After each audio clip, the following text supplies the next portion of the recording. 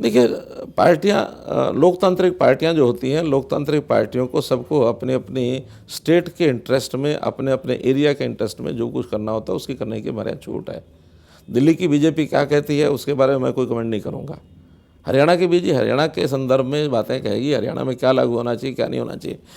दिल्ली के किसी भी नेता ने कुछ भी कहा होगा, मुझे तो लगता है कि ऑडी 1 से कहीं ना कहीं थोड़ा बहुत अंतर तो पड़ता ही है, और अंतर पड़ता है तो उसमें ट्रैफिक भी कम होता है, उसमें पोल्यूशन भी कम होता है। उसके अंदर अगर कहीं विरोध का अगर उसमें बात होती है तो वही होता है कि जिसको एक दिन गाड़ी अपनी नहीं चलाने, मानो चलाने में रोक लगती है, बंद लगता है, वो क्या करेगा? वो दूसरी गाड़ी खरीदेगा या किसी की गाड़ी के साथ पुल करके आएगा। तो ये एक जिसको कहना चाहिए हर एक स्कीम के मूल्यांकन को लेकर के उसका अंतर हो सकता है।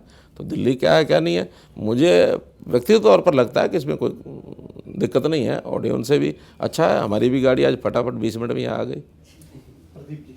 आधा घंटा लगना था, 10 मिनट बचे हमारे। अभी हमारे सामने प्रपोजल ऐसा नहीं आया, लेकिन कोई प्रपोजल आता है जो कि गुड़गांव में उसका, जब दिल्ली में ये हो गया है तो दिल्ली का जो ट्रैफिक है उसके कारण से भी गुड़गांव का जो नेशनल हाईवे नंबर 8 उसके ऊपर प्रेशर रहता था। अब दिल्ली में लागू होने के बाद उसका प्रेशर मुझे नहीं लगता कि उतना ज़्यादा ये है। उसमें अगर कहीं है तो वो जो टोल बैरियर है, उस टोल बैरियर के शिकायतें हमारे पास ज़रूर आई हैं कि वहाँ कौन सा टोल है, गुड़गांव से आप मानेसर जाते हैं तो खिड़की दौला, तो उसका प्रेशर एक ध्यान में आता है। बाकी कोई ऐसा प्रेशर नहीं है, और बाकी जहाँ कहीं प्रेशर है भी सही तो उसको ट्रैफिक अरेंजमेंट के कारण से हम ठीक कर रहे हैं। और 3 नए निर्माण इफ़को चौक पर, सिग्नेचर टावर और राजीव चौक, यहाँ ट्रैफिक की मूवमेंट के लिए नीचे अंडरब्रिज बनाए जा रहे हैं।